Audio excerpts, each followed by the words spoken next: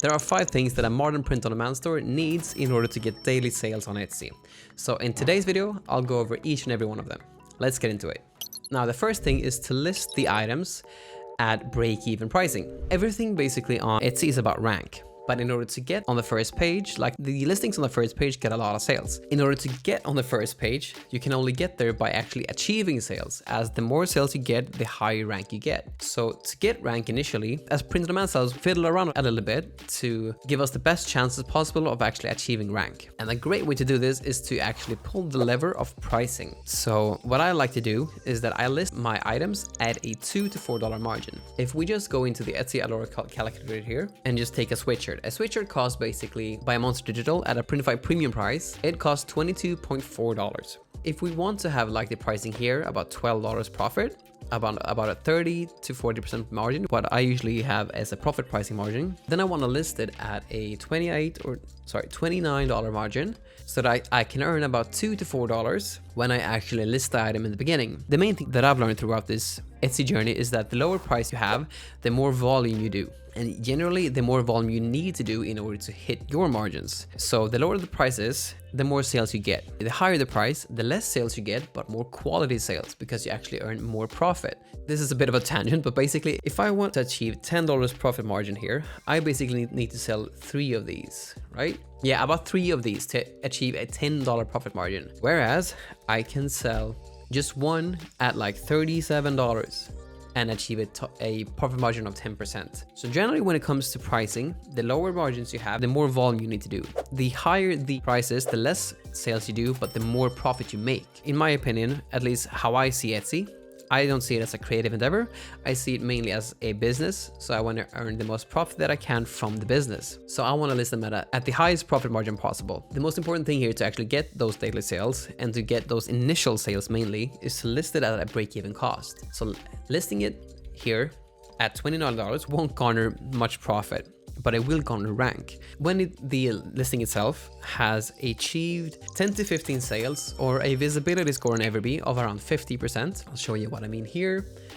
That's this score here. So if you just go into a listing like this one here, for instance, there is a visibility score here. And if this one is about 50%, or the listing has done 10 to 15 sales, then I'd up the price from break-even pricing to profit pricing, which is, in my opinion, like 30 to 40% margin. And in this case, it'd be about $38, $39 to achieve a $10 to $15 profit margin. The main thing to know about when it comes to the break-even pricing and why I have some margin there is that I found that if you have like the listings at exactly at break-even, like if you have them at like $26 maybe, at least I tended to go too much into the red to make it profitable and to make it sustainable. So I found that having a $2 to $4 profit margin covers any like unforeseen expenses and stuff like that to not go into the red. As I also list these with Etsy ads, and that naturally leads into the next part, which is Etsy ads. When we list stuff on Etsy, if we have them at break-even pricing, usually actually they tend to get a boost in search as you just list something, as it seems like Etsy kind of has a period when you list something on Etsy where they boost it to test it out to see if it performs. And if you list basically the listing at a break-even price and the organic listing itself has a boost in search, then you can just toggle on Etsy ads.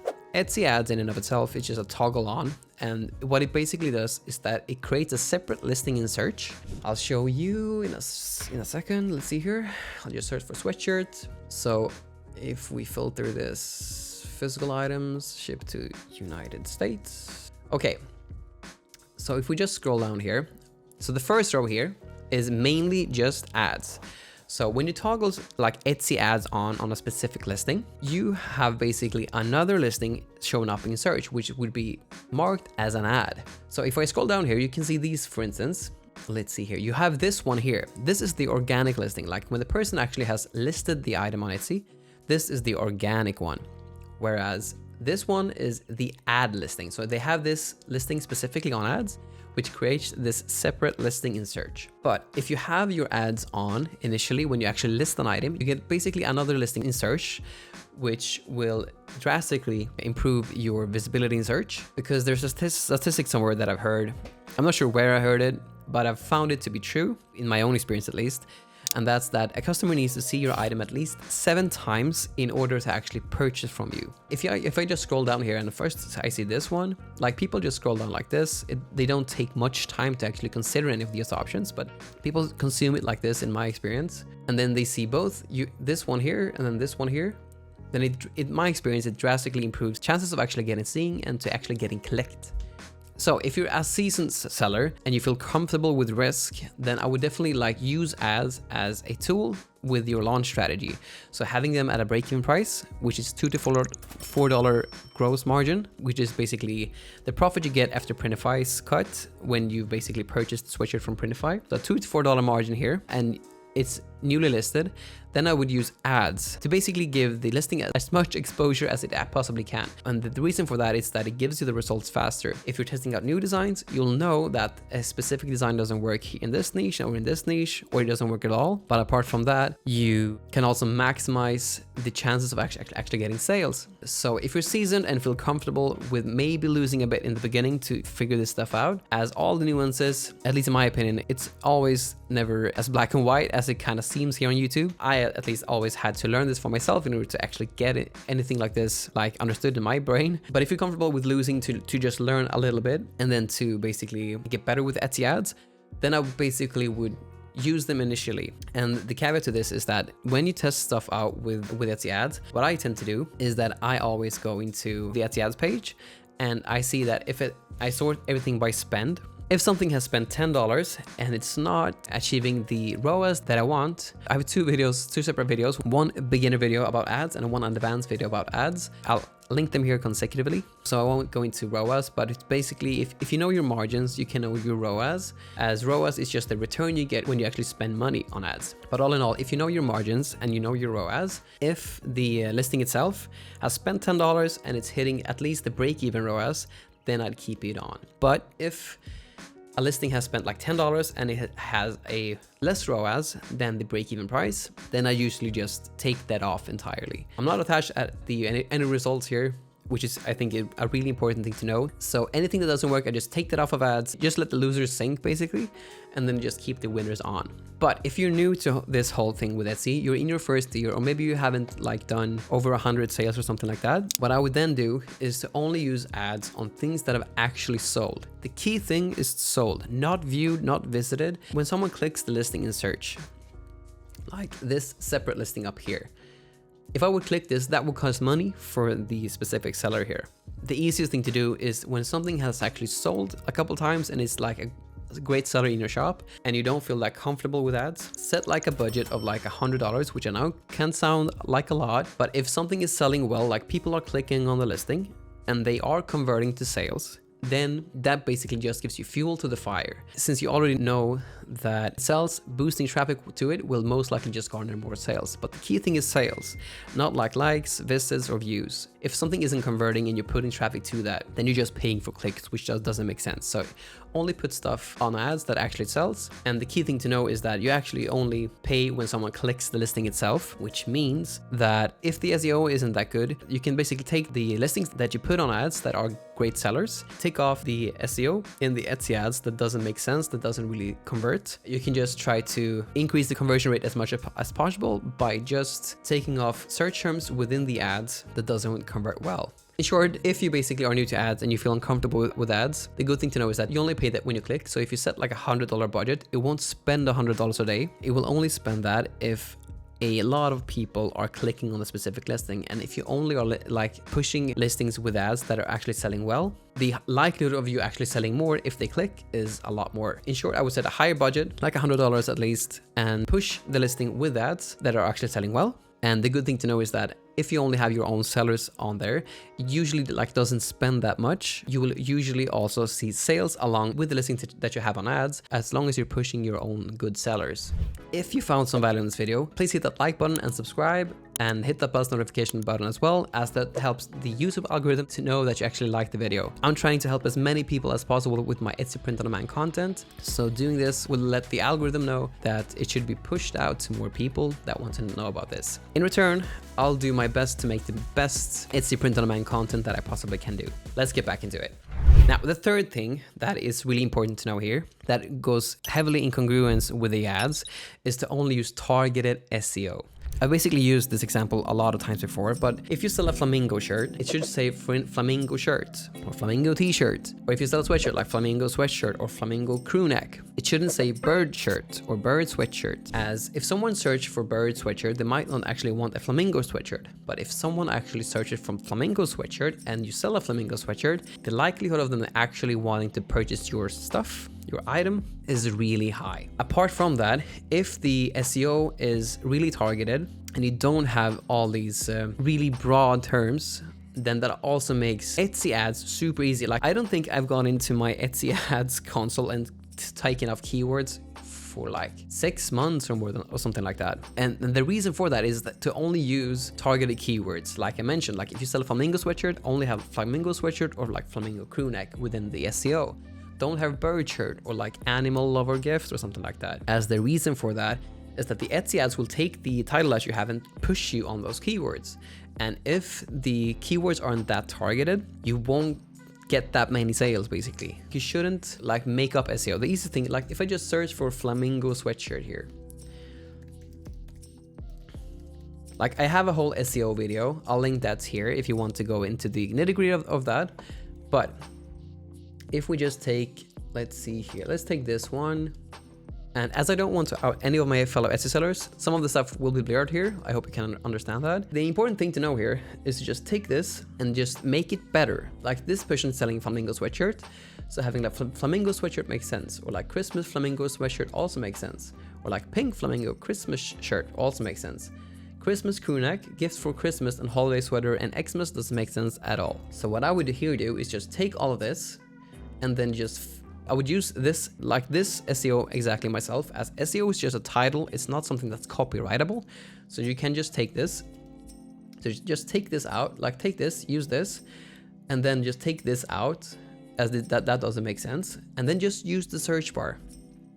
If you have Everbee, it gives you a great suggestions on this, on like keywords and stuff. But just using the search bar is a great way for using this. If you want to get Everbee, I have a link down in the description. But basically, if you just search for flamingo, you have a shirt here. Let's see. You can use flamingo sweater. Has 22 searches, so not that many. Crew neck. Crew neck doesn't have any. Might not use that. Like pink flamingo was a thing. Pink flamingo birthday sweatshirt could be a thing. Like just using the search bar with inspiration from this, like I just did, is a great way to just replace basically this part of the SEO. I'll never like reinvent the wheel when it comes to like SEO. Just take what works, make it better. Now, that leads me into the fourth thing, which is mockups. I have a video on this too. I'll link this here if you want to go into the nitty-gritty of this one too. But basically, just taking what works is what I would do here as well. I've used this example before, but just scrolling, like I've just searched for sweatshirt here, and since I live in Sweden, I have to filter it to that so that it ships to the US, and then it's filtered by physical items.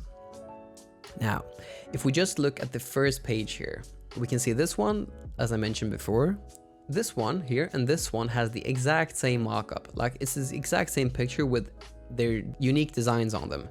So what I would do is that I would just get this specific mockup. Like I wouldn't be fancy here and try out different different sand sweatshirt mockups. I would just use this exact one. So if I just and the great thing about this is that you can usually just find this on Etsy itself, which you can just then buy from the seller. So if I just search for Gildan 18,000 sand mockup, then you can find it right here, this exact mockup. So I wouldn't be fancy. I would just see like this listing itself has two. Let's see here. It's selling really well, as this both says that it's popular now. And this one is the same too.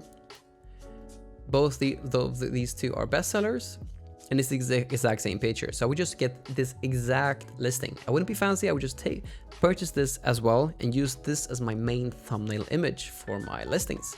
And the last thing, which is honestly the most important thing, is the design itself. And the main thing when it comes to design is usually the thing that takes the most time to find. At least that's how it was in my experience. Just testing out different design styles in niches that people actually want is a great way to go about finding good design styles that you can then scale out. So what I would do when it comes to design, take elements, like if I just scroll down here and we can just see here what type of elements within these tags are actually working. Let's see here. We can find some stuff. Okay, so this one has a college style font. This one has a college style font. This one too. I've talked about this specific example previously as well, but we can see that the retro stuff seems to also do well. Yes, this one too, this one too. So let's combine, like we have, for instance, this listing here. We shouldn't do listings to say custom text anymore in regards to Etsy's new changes. I've gone about that previously on other videos, and I'll also make an in-depth design video later on regarding how to do this. But basically, we could basically use forever chasing sunset, as long as this something is not trademarked. I would say like forever chasing sunsets in like a college font, and then having sunsets, the sunset part in a retro font. Just combining the elements in new ways that hasn't been explored on Etsy, and then adding them into the niche. So changing like the fonts here to different fonts, using like a similar and better sun here, and then using another retro font underneath here to make something new. So just finding elements that work really well, like the retro font here and the college font up here, combining them into new ways, into new listings, and putting them up in niches that are in demand. I have a niche video, how to do niche research, so I'll link that here as well.